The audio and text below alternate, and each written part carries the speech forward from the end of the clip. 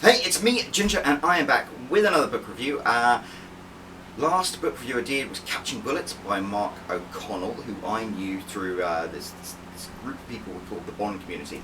And it's funny, that's the reason I chose to review this next book. Because often what I'm trying to do is like pick a new book, read it, and then review it. But I'm going to review a book that I actually previously read before this, because it's relevant. So yeah, Mark O'Connell I know of as a writer and a Bond fan through this Bond community thing. Recently they had like an online Zoom Bond conference. It was really, really cool actually.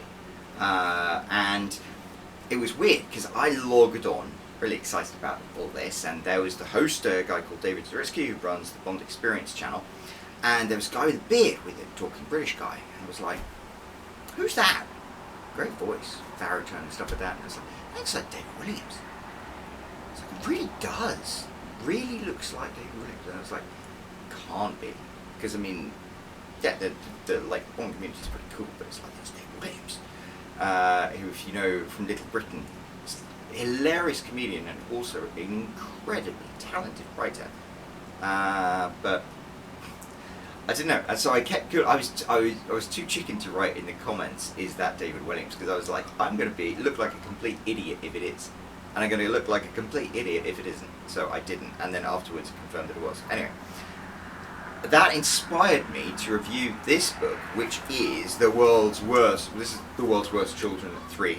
Obviously, there's the world's worst children 1 and 2, by the self-mentioned David Walliams. Because he's a terrific writer, and this is a great book.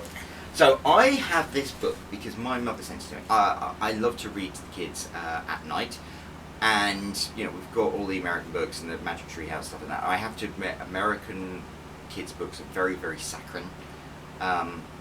My favourite books growing up were probably the Roald Dahl books, and I started reading the kids some of the Roald Dahl books. I started reading them George's Marvelous Medicine, which if you ever read it now in the context of living in 2020 as opposed to when I read it in the 80s, is bonkers. It's about this kid who wants to give his grandmother medicine, and so he goes around the house and he grabs stuff like laundry detergent and soap and paint and stuff and pours it all into a big saucepan to make her some medicine.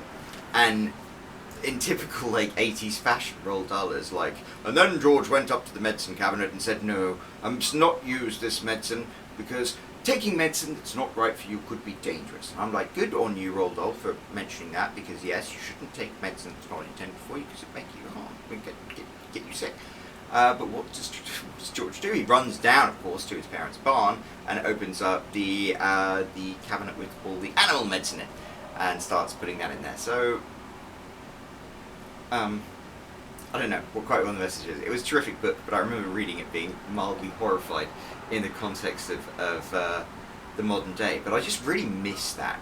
I really miss like the edginess of the Roald Dahl books, and it's funny. Some of the most timeless kids movies, like The Goonies and you know, just The Stand that they recently did, was just fantastic because you had like 11-year-old kids. They acted like 11-year-old kids, like being swearing snotty little brats, because that's what kids are. And Roald Dahl understood what it was like to be a kid. Anyway, so I was kind of bored with all the saccharine American books for kids, and my mother sent me this one. And my mother, if you don't know, is a writer. One of the great inspirations for me being a creative person, by David Walliams. And this is a bunch of stories about really terrible kids. And basically they're like really gross morality tales. So like you've got the terrible triplets in this one, and one that gets super hairy and one and like snot dripping down his face and things. Basically they're morality tales about if you do something that is a typically bad kid behaviour, but like being a know-it-all or being a bully or something like that, then there's some very Roald Dahl-esque horrific karma that will catch up to you. And they're great stories, and they're really, really entertaining, and they're just that perfect amount of like gross, with like talking about farts and poops and smells and stuff and snot and boogies and things, and it's all the British words that are just so much more visceral than the American words. So those are just great. David Walliams does a fantastic job there. But what makes this book really, really special to me is the fact that the illustrations are, well, it says actually by Tony Ross, but the illustrations are absolutely in the same mould as Quentin Blake, who used to illustrate the Roald Dahl books. And it was, I mean, the Roald Dahl books, Roald Dahl is a fantastic author, and I've read everything he's ever written, including most of his adult stuff, which is great. But the kids' books, like, there was Roald Dahl and Quentin Blake doing the illustrations, and you couldn't have one without the other. They were just so perfect. I remember his book, The Witches. Just the illustrations. Oh my god, as a kid, I was captivated by them. And the illustrations here, I've been going around telling everyone it's Quentin Blake. Good lord, I hope Quentin Blake is still alive. I don't know, but obviously it's Tony Ross who does this. But he does a perfect job of capturing everything that I used to love about the Quentin Blake illustrations. And then that's where the magic happens. The two together with like they're like gross stories, but the morality in them is really, really well done, and also the sort of characterization behind them is, I don't know, it's amazing. It's everything I loved about Roald Dahl, because Dave Walliams has managed to write an incredibly sophisticated book for kids that kids get and that resonates with kids, and I just love it.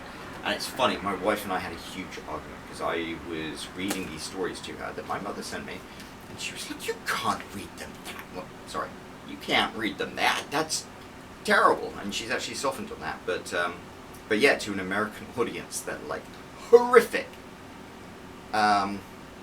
Which is funny because, like, you know, we've got a week's worth of riots going around because we live in a country in which, you know, a man can get choked to death with a cop's knee in his neck in the street, but it's like, no, it's the kids' books we need to keep safe and sanitary. So I'm a little cynical about that. I think David Williams' book is fantastic, brilliant. If you have kids who are up to the ages of like 11, 12 or something, then buy it and read it to them. It's great fun. The kids love it, and I swear the Roald Dahl books that I read when I was around like 8, 9, 10 and stuff, they stayed with me for a lifetime, and more than that, they coloured my enjoyment of life. That like twist of the offbeat and the macabre and things. I love it, and I really think Dave Williams has managed to capture that, and he's continuing it. And it's funny because until my mother sent me that book, I might not have thought of him as anything apart from the very funny guy from Little Britain, because I've been away from Britain long enough that I'm not really into what's popular there and stuff. And then I got that book and I read it, and I did more research about what he's doing now, and it's like, wow, what a cool dude. And then to see him on the Bond, the what is it called, Operation Phoenix, yeah, to see him there speaking for an hour about his love of Bond films, not like a celebrity gracing us with his presence, but like a guy who loves Bond films talking to other people who love Bond films. It was really, really cool. Anyway, my son is yelling at me, so I am going to go, but stay tuned for another book review soon, and I will be back. Cheers.